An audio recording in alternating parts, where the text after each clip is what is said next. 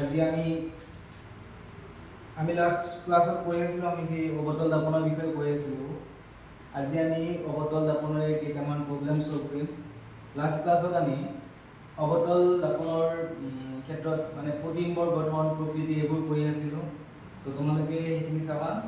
আৰু তাতে এটা টপিক ৰৈ গৈছে তোমাৰ অবতল দাপনৰ ব্যৱহাৰ। সেইখিনি তোমালোকে কিতাপৰ পৰা লিখি ল'বা। তথাপি মই কৈ দিছোঁ অবতল দাপনৰ ব্যৱহাৰ।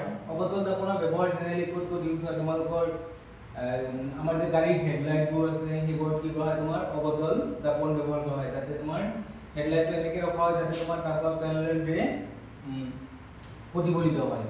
আৰু তোমাৰ কি কৰা হয়? তোমাৰ 2 নম্বৰ পইণ্ট লিখিবা যে শেডিং মিৰৰ যোনবোৰ আছে আমাৰ গাড়ীৰ ঘূৰা মিৰৰ, সেইবোৰতে কি কৰা হয়? তোমাৰ অবতল দাপন ব্যৱহাৰ কৰা হয়, যাতে মানে গাড়ীৰ ঘূৰাওঁতে তাৰমানে কি হয়? তোমাৰ ডাঙৰ প্ৰতিবিম্ব যাতে দেখা পায়, সেইকাৰণে তোমাৰ কি কৰা শেডিং মিৰত অবতল ক্ষেত্ৰত তোমাৰ অবতল দাপন ব্যৱহাৰ কৰা হয়।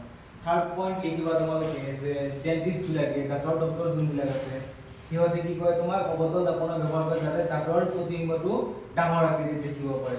তাৰপিছত আৰু এটা পইণ্ট লিখিবা তোমালোকে যে আমি সোলাৰ পেনেল যোনবোৰ আছে তোমাৰ সৌৰ দাঁতি, সেইবোৰত কি কৰা তোমাৰ সূৰ্যৰ পৰা যোনবোৰ তোমাৰ পেৰেলেল ৰে আহে সমান্তৰাল ৰশ্মি, সেইবোৰক তাৰমানে কেন্দ্ৰীভূত কৰা হয়। কেন্দ্ৰীভূত কৰি হিট উৎপন্ন কৰা হয়। তাপ উৎপন্ন কৰিবলৈ অবতল দাপন ব্যৱহাৰ কৰে। ঠিক আছে, তোমালোকে কিতাপৰ পৰা লিখি ল'ব পাৰা, মই যিখিনি ক'লো এইখিনিৰ পৰা বুজি কিনে লিখিব পাৰা।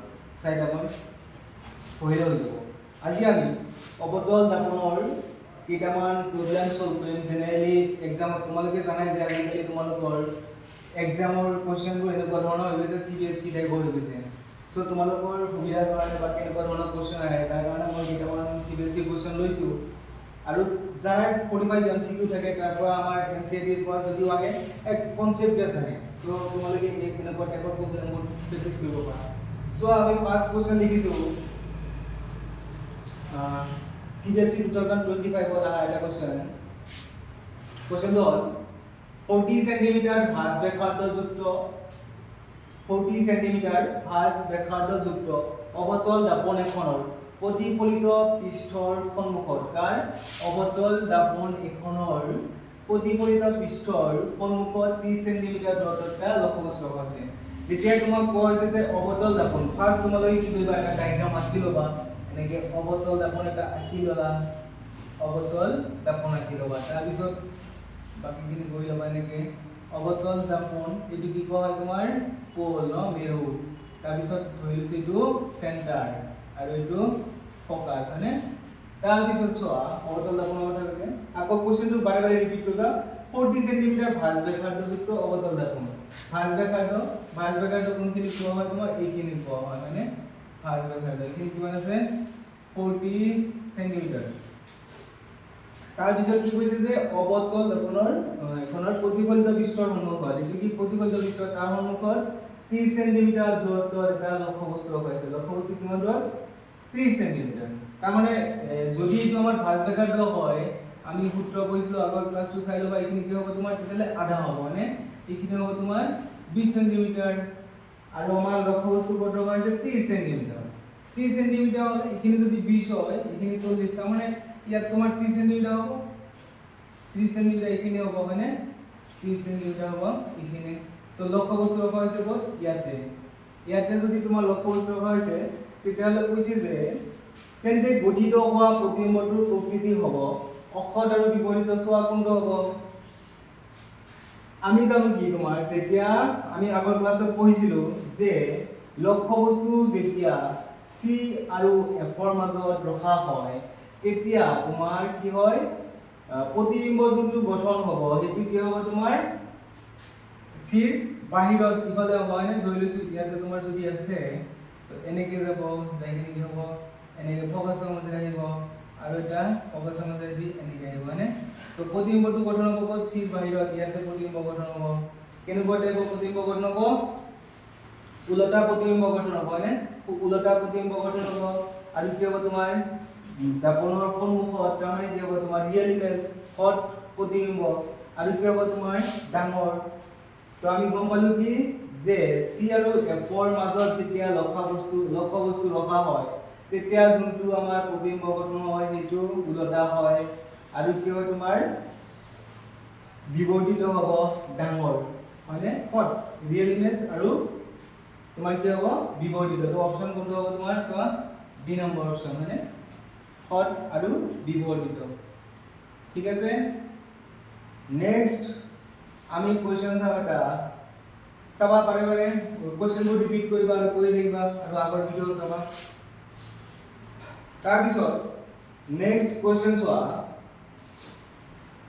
15 সেন্টিমিটাৰ ফকাস দৈৰ্ঘ্য বিশিষ্ট এটা অবতল দৰ্পণ মই কৈছো যেতিয়া তোমালোকে এনেকুৱা এটা কোৱেশ্চন হ'ব এটা ডায়াগ্ৰাম আঁকি ল'বা অবতল দৰ্পণ আঁকিছিলো এইটো পোল মেৰু এইটো তোমাৰ সি মানে ভাস্কেন্দ্ৰ এতিয়ালে ফকাস ক'ত হ'ব মাজত মানে তো এতিয়া চাও আমি কোৱেশ্চন কি হৈছে 15 সেন্টিমিটাৰ ফকাস দৈৰ্ঘ্য বিশিষ্ট তাৰ মানে ইপিনে 15 সেন্টিমিটাৰ এটা অবতল দৰ্পণৰ সন্মুখত এটা লক্ষ্যবস্তু আছে ঠিক আছে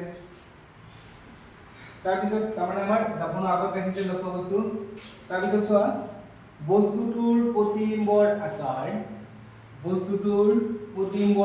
তাৰমানে ইউজ কৰিব আকাৰ বস্তুটোৰ আকাৰৰ সমান বস্তুটোৰ প্ৰতিবিম্বৰ আকাৰৰ সমান তাৰমানে প্ৰতিবিম্বৰ আকাৰ আমি সমান হ'বলৈ হ'লে আমি আগৰ ক্লাছত পঢ়িছো যেতিয়া ভাস্কেন্দ্ৰত তোমাৰ লক্ষ্যবস্তু ৰখা হয় তেতিয়া যোনটো প্ৰতিবিম্ব গঠন হয় সেইটো তোমাৰ ক'ত হ'ব ভাস্কেন্দ্ৰতে তোমাৰ প্ৰতিবিম্ব গঠন হ'ব তাৰমানে সমান আকাৰৰ যেটো তেতিয়ালে আমাৰ ভাস্কেন্দ্ৰত ৰাখিব লাগিব লক্ষ্যবস্তু ৰাখিছো এনেকৈ তোমাৰ ৰশ্মি যাব তাৰ পিছত ফকাসৰ মাজেৰে এনেকৈ আহিব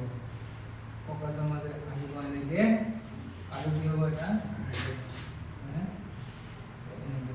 তাৰমানে তোমাক কৈছে যে প্ৰতিবিম্ব আকাৰ সমান তাৰমানে চিত ৰাখিব লাগিব আৰু যোনটো তোমাৰ প্ৰতিবিম্ব গঠন হ'ব সেইটো কিমান হ'ব চিতে হ'ব মানে তো এইখিনি যদি তোমাৰ 15 সেন্টিমিটাৰ হয় এইখিনি হ'ব 30 সেন্টিমিটাৰ ভাস ব্যাসাৰ্ধ তো তোমালোকে কোৱেশ্চনটো বাৰে বাৰে কৰিবা তোমালোকে ম্যাক্সিমামে চান্স থাকে এইটো কোৱেশ্চন মই অফলাইন ক্লাছত দেখিছো ম্যাক্সিমাম এনসাৰ দিছে কিমান 30 সেন্টিমিটাৰ তাৰমানে ইয়াতে কোৱেশ্চনটো তোমাৰ কি কৈছে বস্তু আৰু তাৰ প্ৰতিবিম্বৰ মাজৰ দূৰত্ব প্ৰতিবিম্ব গঠন হ'ব তোমাৰ চিত গঠন হ'ব যেতিয়া লক্ষ্যবস্তু চিত থাকিম তেতিয়া তোমাৰ চিতে কি গঠন হ'ব প্ৰতিবিম্ব গঠন হ'ব আৰু যোনটো প্ৰতিবিম্ব গঠন হ'ব সেইটো কি হ'ব তোমাৰ উলটা হ'ব সমান আকাৰৰ হ'ব এইখিনি মনত ৰাখিবা তাৰ পিছত আমাৰ প্ৰশ্নটো দিছে বস্তু আৰু তাৰ প্ৰতিবিম্বৰ মাজৰ দূৰত্ব তো এইটো ৰাখিছিলো আমি বস্তু ৰাখিছিলো ইয়াতে আৰু প্ৰতিবিম্ব গঠন হৈছে চিতে এতিয়া দূৰত্ব কিমান হ'ব 30 সেন্টিমিটাৰ নহয় ন কিমান হ'ব 0 হ'ব মানে 0 হ'ব কেনেকৈ চোৱা ইয়াতে আছে আমাৰ প্ৰতিবিম্ব ধৰি লৈছো আৰু ইয়াতে হৈছে আমাৰ কি গঠন হৈছে সৰি ইয়াতে লক্ষ্যবস্তু ৰাখিছো ইয়াতে প্ৰতিবিম্ব গঠন হৈছে তাৰমানে কিমান হ'ব ইয়াৰ পৰা ইয়াৰ দূৰত্ব কিমান হ'ব 0 হ'ব ঠিক আছে আৰু বিচাৰি ওলাবা নিজে সলভ কৰিবা আৰু কোৱেশ্চনবোৰ যেতিয়া সলভ কৰিবা তোমালোকে বাৰে বাৰে কোৱেশ্চনবোৰ পঢ়িবা পঢ়ি কিনে ডায়াগ্ৰাম আঁকিবা এনেকৈ প্ৰব্লেমবোৰ সলভ কৰিবা ঠিক আছে নেক্সট ক্লাছত আমি কনভেক্স ফিল্ডৰ উত্তল দৰ্পণৰ বিষয়ে কৰিম নেক্সট ক্লাছত আমি ঠিক আছে আজিলৈ ইমানখিনিয়ে থেংক ইউ